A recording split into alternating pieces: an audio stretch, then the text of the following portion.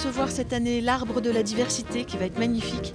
Tous les gens qui sont de passage au des festivals vont faire un vœu écrit à l'envers et on va l'accrocher sur cet arbre. Cette galerie, elle existe depuis 3 ans. Le but, c'est de mettre en valeur l'art, qu'il soit effectué par des personnes handicapées ou des personnes valides, et de mettre en valeur les talents. Ici, c'est l'atelier de Siloé et on découvre l'enluminure. Et cette année, pour aller avec le thème de la forêt, c'est l'enluminure romane. Des tentures qu'on peut encadrer par la suite. Une exposition, un ensemble de 10 toiles de Daniel Cambéré, un peintre congolais. J'essaye de cadrer puisque je ne vois pas votre visage, mais je vois votre forme et j'essaye de cadrer justement et puis ça marche quoi. C'est surtout Sophie qui est donc spécialisée en body painting. Voilà. Et donc voilà, elle vient animer. Alors on est une association d'associations qui cherche à promouvoir le bénévolat, en se disant que à la fois les gens, quand ils ont une activité bénévole, c'est quand même plus intéressant que d'être seulement salarié de son entreprise.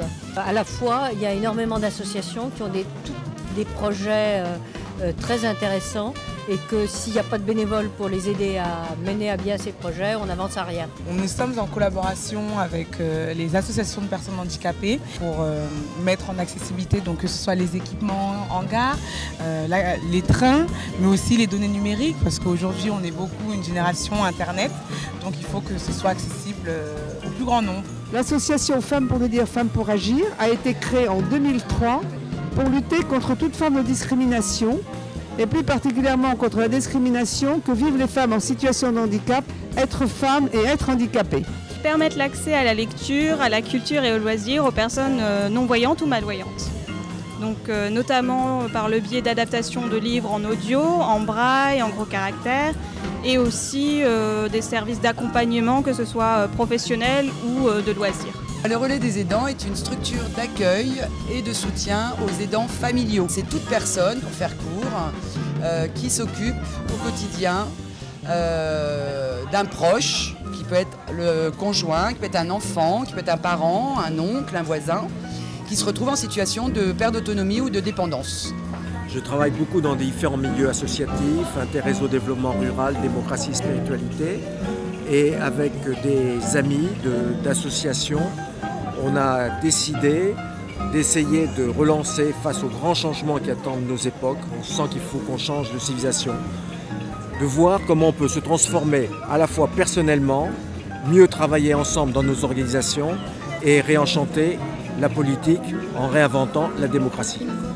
Le bénévolat, le volontariat, qu'est-ce que ça représente pour vous ? Ça représente beaucoup, ça représente une pierre à l'édifice qu'on peut mettre dans sa vie à un moment donné pour pouvoir participer à des événements pour aider à soutenir en fait, des causes humaines, humanitaires, à aider les gens.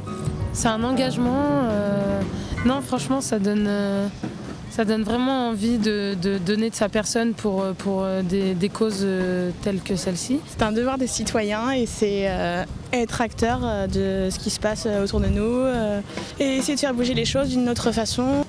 On aide tout le monde, on se rend utile pour toutes les choses qu'on peut apporter. J'aime aider, voilà, c'est tout. Non, il n'y a pas de limite, absolument. Les seules limites qu'on a, c'est celles qu'on se fixe après tout. Pour nous déjà, festival, bénévolat, volontariat, on connaît tout ça, on a fait quelques festoches. Ensuite, c'est vrai que le concept nous a tout de suite plu parce qu'on est touché par le handicap travaillant au sein d'une association pour déficients visuels. Ça va bien ensemble. Handicap et festival, ça va bien ensemble parce que le handicap c'est pas triste. Moi je trouve que c'est pas triste. Moi je trouve que ça va bien ensemble. Il y a quelque chose à fêter après tout. Le Conseil national handicap a pour mission de sensibiliser, d'informer et de former tous les publics à l'amélioration du regard et des comportements vis-à-vis des personnes handicapées, en pensant particulièrement à leur vie sociale qui se complique facilement. Le bénévolat, à mon avis, c'est la solidarité entre, j'ai envie de dire, au risque qu'on se moque de moi, mais entre tous les frères humains. Eh ben, on se moquera de toi avec grand plaisir parce que c'est une belle phrase. Continuons dans le bon sens, avec tout le monde, avec fraternité, avec solidarité. Même on est handicapé, On ne peut pas travailler, on refuse nous du travail. On travaille quand même en bénévole. C'est là au moins on a accepté notre travail. Je crois pour moi, comme l'immense majorité des bénévoles, il faut oublier qu'il y a près de 12 millions, 13 millions de gens en France qui se consacrent comme ça, plus ou moins, ce sont leurs possibilités, leur temps, qui consacrent un peu de leur temps pour les autres et puis surtout pour découvrir les autres. Je me rends compte en fait qu'en étant bénévole, on fait de très belles rencontres tout simplement, que c'est un endroit, dans les bénévoles, il y a vraiment de tout milieu, de tout métier et voilà, pour moi c'est avant tout de belles rencontres. Comme je suis en retraite, j'ai un peu plus de temps que les jeunes qui doivent bosser, donc je consacre une partie de mon temps à faire des interventions pour l'association. Je joue au basket avec Villefranche-Mézieux et le projet de CAPSA et la SUL de créer une équipe handi en National 2 avec des valides et des handis où les matchs vont se faire. Il y aura un match de valide et tout de suite après un match de handi. Donc ça va pouvoir montrer le handi basket à d'autres gens qui sont venus regarder des matchs valides. Demain, samedi, je mixe sur le char numéro 3 pour les 40 ans. Les 40 ans du sport adapté. Donc je suis super fier, j'aurai l'honneur. Et donc on va s'éclater et faire bouger un peu les choses.